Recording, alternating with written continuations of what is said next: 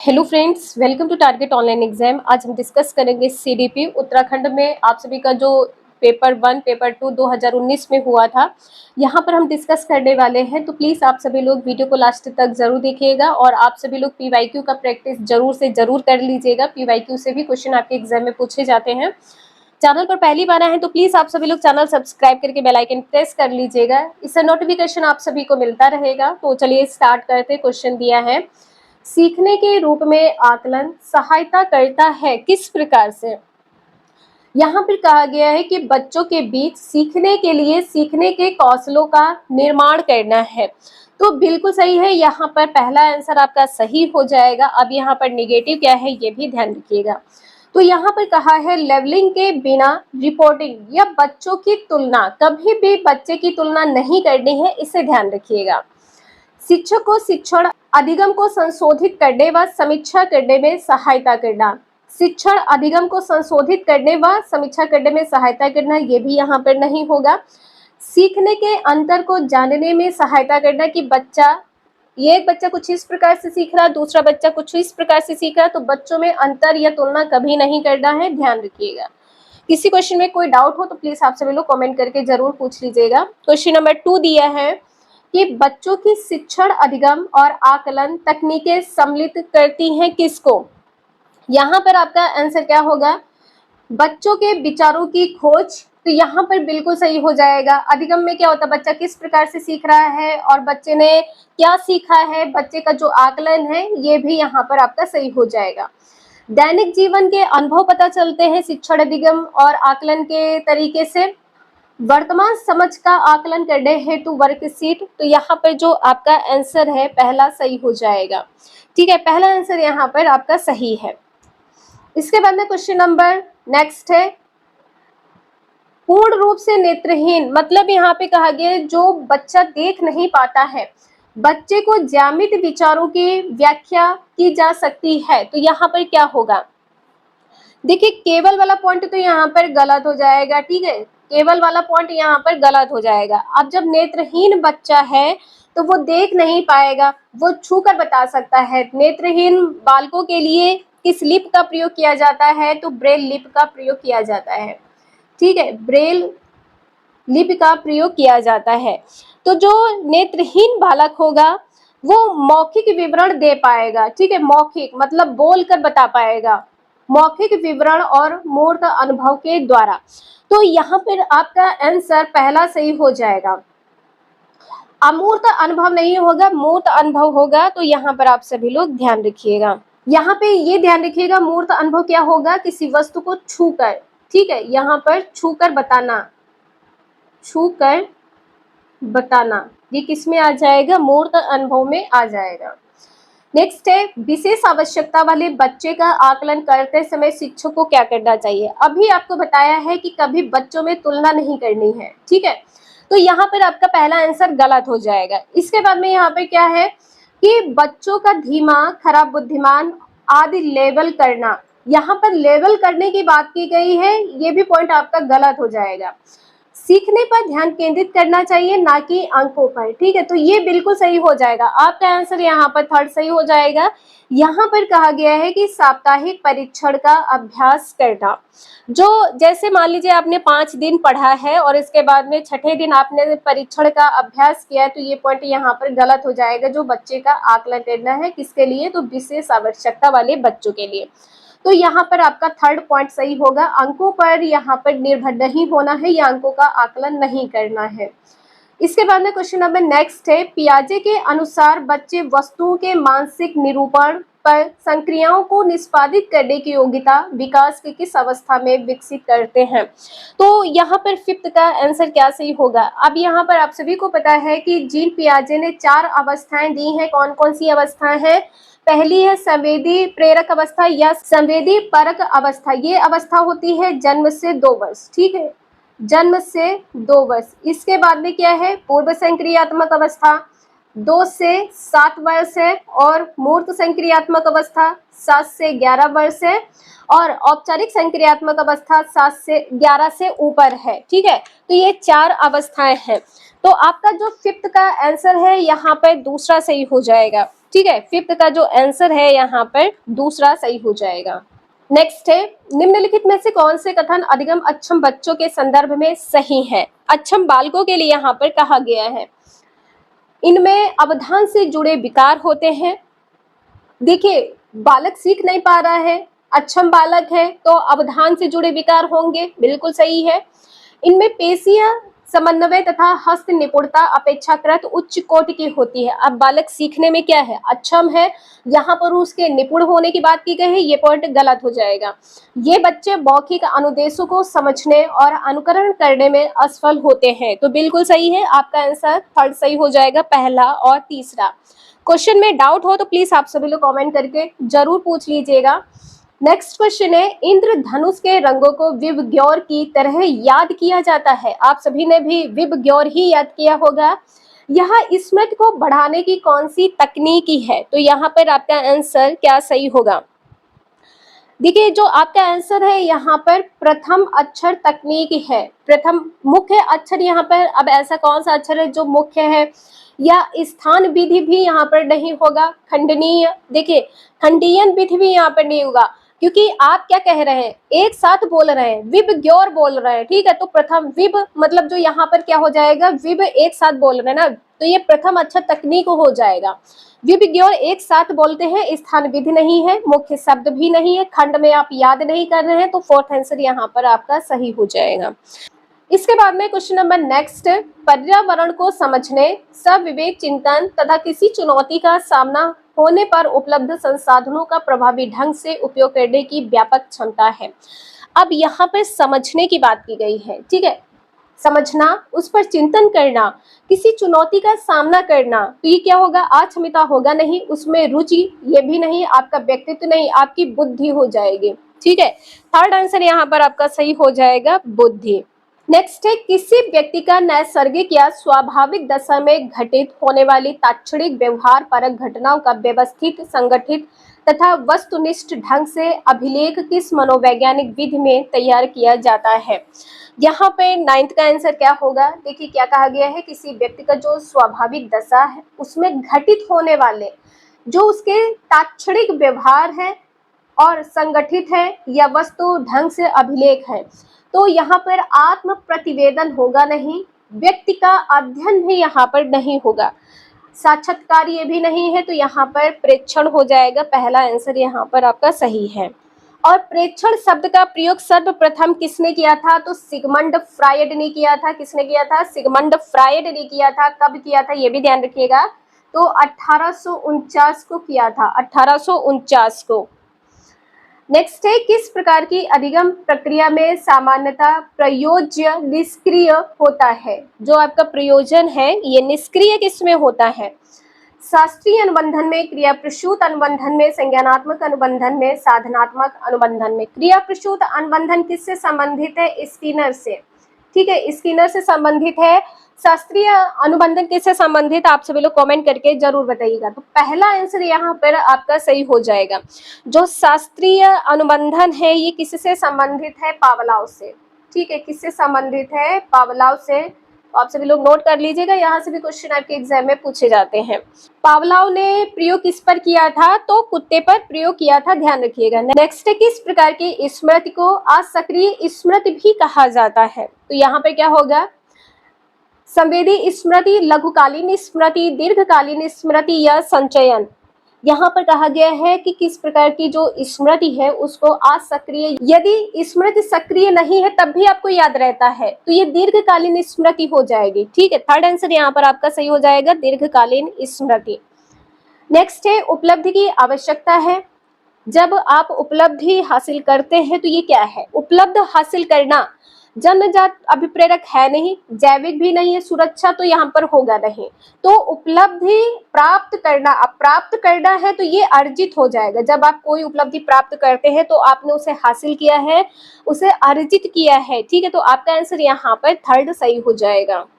Next है, निम्नलिखित में से कौन सा कथन लघुकालीन स्मृति के संदर्भ में सही है? लघुकालीन मतलब कुछ समय के लिए बताया गया है, ठीक है। तो आपका आंसर क्या होगा?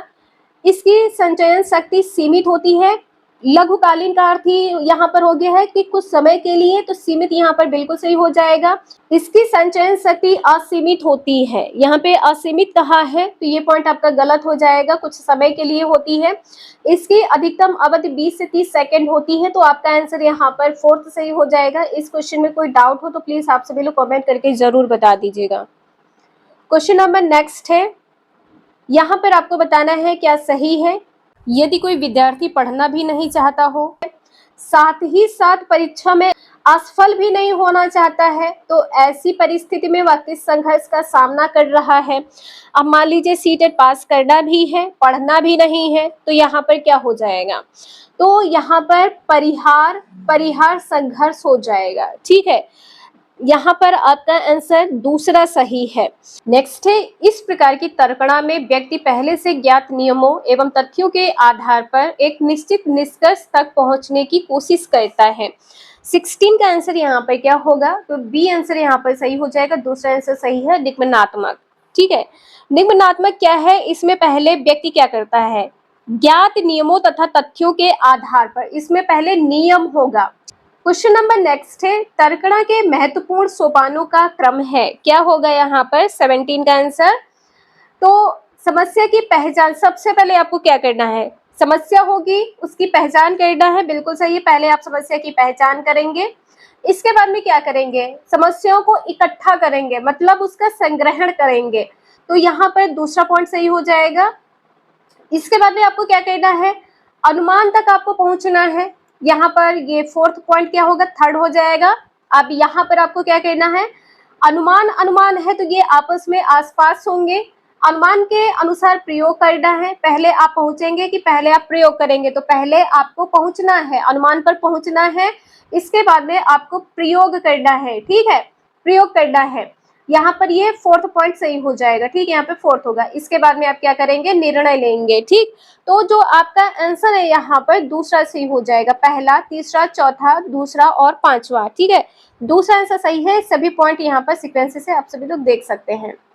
क्वेश्चन नंबर नेक्स्ट है, शाब्दिक कौशल सामान्यतः अर्जित किए जाते हैं। याद करना, देखिए यहाँ पर कहा गया है याद करना। जो सामान्यतः कौशल है अर्जित किए जाते हैं, आप किस प्रकार से अर्जित करते हैं? याद करके, दोहरा कर, उसे पुनः याद करेंगे और फिर वस्तुओं की पहचान भी कर सकते हैं। तो ये चारों पॉइंट आपके सही हो जाएंगे, ठीक है। पहला, दूसरा, तीसरा और चौथा, ये चारों पॉइंट आपके सही हैं। नेक्स्ट क्वेश्चन है, लड़कियां मध्य बाल्यावस्था में अधिक महत्व देती हैं और पारिवारिक संबंधों को, वहीं लड़के ज्यादा महत्व देते हैं सामाजिक डैश को। तो यहाँ पे डैश बताना है, क्या होगा? जो लड़कियां हैं मध्य बाल्यावस्था में अधिक महत्व देती हैं डैश, किसको महत्व देती हैं? और परिवार को देती हैं। तो यहाँ पर पारस्परिक, और यहाँ पर क्या हो जाएगा? पारस्परिक और परिवार संबंधों को महत्व देती हैं। लड़के क्या करते हैं? लड़के सामाजिक प्रतिष्ठा को महत्व देते हैं, ठीक है। भाषा कौशल यहाँ पर नहीं होगा, तो ये ध्यान रखिएगा, भाषा संधि में है, तो ये पॉइंट आपका गलत हो जाएगा। नेक्स्ट है, सकारात्मक संवेगों को निम्न उपायों से बढ़ाया जा सकता है। तनाव मुक्त करने वाले व्यायाम, आप अपने सकारात्मक संवेग को किस प्रकार से बढ़ा सकते हैं? तो तनाव मुक्त करने वाले व्यायाम कर सकते हैं, जैसे ध्यान है, योग है, पहला पॉइंट सही हो जाएगा।